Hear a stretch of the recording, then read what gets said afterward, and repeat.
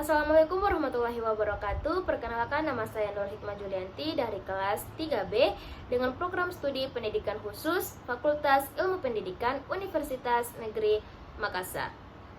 Dalam video ini saya akan membahas 6 topik tentang pendidikan inklusif dengan tujuan untuk memenuhi tugas ujian tengah semester mata kuliah pendidikan inklusif. Nah, topik pertama yang akan saya bahas dalam video ini, yang pertama adalah pengertian pendidikan inklusi. Pendidikan inklusi menurut UNESCO tahun 2020 menyatakan bahwa pendidikan inklusi adalah proses merespon kebutuhan yang beragam dari semua anak melalui peningkatan partisipasi dalam pembelajaran, budaya, dan masyarakat, serta mengurangi pengecualian dalam dan dari pendidikan. Nah, menurut Undang-Undang Nomor 20 Tahun 2003 tentang Sistem Pendidikan Nasional, Pasal 5 Ayat 2 yang menyebutkan bahwa warga negara yang memiliki kelainan fisik, emosional, mental, intelektual, dan atau sosial berhak memperoleh pendidikan khusus. Nah, menurut ahli Rahmawati Madani tahun 2023 yang menyatakan bahwa pendidikan inklusi adalah model pendidikan yang memberikan kesempatan kepada semua anak, termasuk anak yang berkebutuhan khusus, untuk belajar bersama di sekolah umum melalui kurikulum dan manajemen yang ada. Nah, adapun topik kedua yang akan saya bahas yaitu kebijakan nasional yang melandasi pendidikan inklusi.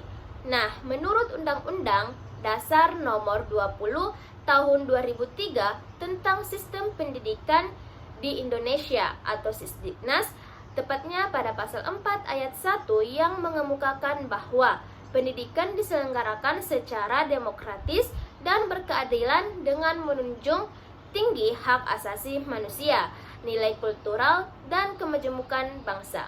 Ini menekankan bahwa tanggung jawab negara untuk memastikan sistem pendidikan yang inklusif, adil, dan tanpa diskriminasi bagi seluruh warga negara. Topik ketiga yang akan saya bahas mengenai tentang kebijakan internasional yang melandasi pendidikan inklusif, yang bersumber pada The Salamanca Statement and Framework for Action on Special Need Education, dengan penulisnya yaitu UNESCO dan pemerintah Spanyol yang terbit pada tahun 1994. Adapun isi kebijakannya yaitu semua sekolah sebaiknya menerima semua anak dengan atau tanpa disabilitas, serta kurikulum dan cara mengajar perlu disesuaikan agar sesuai dengan kebutuhan masing-masing anak. Nah, adapun topik keempat yang akan saya bahas yaitu anak berkebutuhan khusus temporer dan anak berkebutuhan khusus permanen. Adapun anak yang mengalami hambatan belajar atau perkembangan yang bersifat sementara atau temporer terjadi karena kondisi lingkungan, sosial, ekonomi, atau situasional yang jika diberikan intervensi tepat, hambatan tersebut dapat reda atau hilang. Contoh, anak yang karena kemiskinan, bencana, isolasi, atau kekurangan layanan pendidikan yang mengalami kesulitan belajar, namun bukan karena kondisi bawaan yang permanen. Nah, tapi anak yang mengalami hambatan belajar atau perkembangan yang bersifat tetap atau menetap umumnya karena kondisi bawaan, kelainan fisik atau intelektual yang kronis membutuhkan layanan khusus jangka panjang. Contoh, anak tunanetra, anak tunarungu, tunagrahita, autisme, dan lainnya yang dalam literatur praktis Indonesia disebut dalam kategori ABK atau anak berkebutuhan khusus. Nah, adapun topik kelima yang akan saya bahas yaitu Index for Inclusion. Index for Inclusion ini saya ambil ada 3. Yang pertama, menciptakan budaya inklusif, yang dimana maksud dari budaya inklusif ini seperti membangun nilai, keyakinan, dan hubungan yang mendukung semua peserta didik, sikap guru terhadap keberagaman, penerimaan terhadap perbedaan, dan kolaborasi antara staf dan siswa. Yang kedua, ada menyusun kebijakan inklusif. Maksud dari menyusun kebijakan inklusif ini seperti menjamin bahwa seluruh kebijakan sekolah mendukung kesetaraan dan partisipasi, kebijakan penerimaan siswa tanpa diskriminasi, kurikulum fleksibel, dan dukungan bagi anak berkebutuhan khusus. Nah, yang ketiga saya ambil yaitu pengembangan praktik inklusif.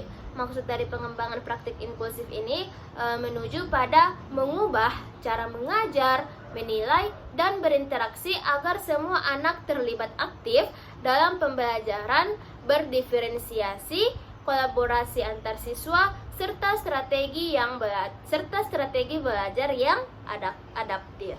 Nah, topik terakhir yang saya akan bahas dalam video ini ada bentuk layanan pendidikan.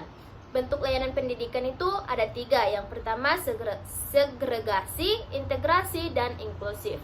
Nah, menurut Kustawan tahun 2016 mengemukakan bahwa pendidikan segregasi adalah layanan yang memisahkan peserta didik berkebutuhan khusus di sekolah khusus atau sekolah luar biasa yang disingkat dengan SLB, sehingga interaksi sosial dengan anak pada umumnya sangat terbatas.